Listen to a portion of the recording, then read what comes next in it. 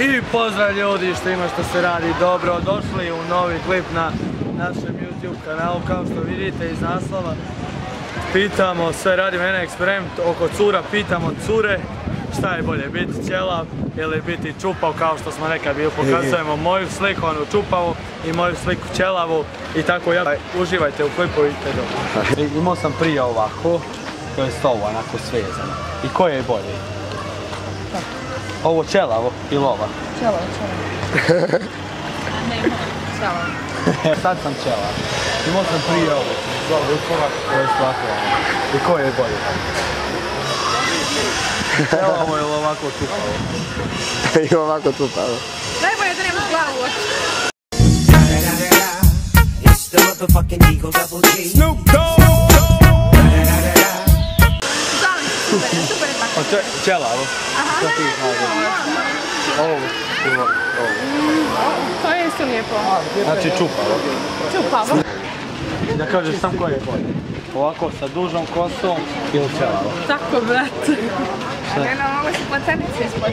A imao sam i pletenice i to sve, ali koje je sad ovako bolje da imam čupavo ili ćelavo? Ćelavo. Brate, ona je legenda.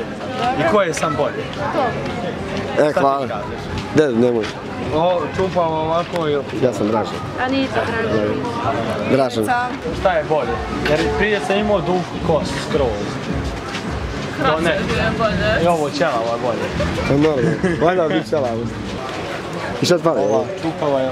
Jesi. Ovo čupavo ili ovako ćelavo? Šta ti kažeš? Čupavo, ne.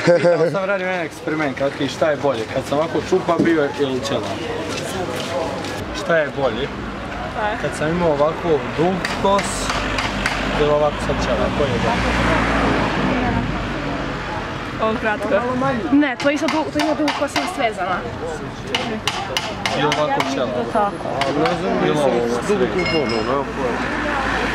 To je svezano. Znači duga. Ne, ovako. Ćelavo. Tako ti isto lepo, ali ja. I koje je bolje? Nemoj dugu životiti, ja ne volim. Eto ćelav onda. Vi kažete kosa? Dobro, hvala Niko. Hvala. I to je to što se tiče ovog videa. Ako ste uživali, ostavite like, share, subscribe. Nastavljamo jako i čao.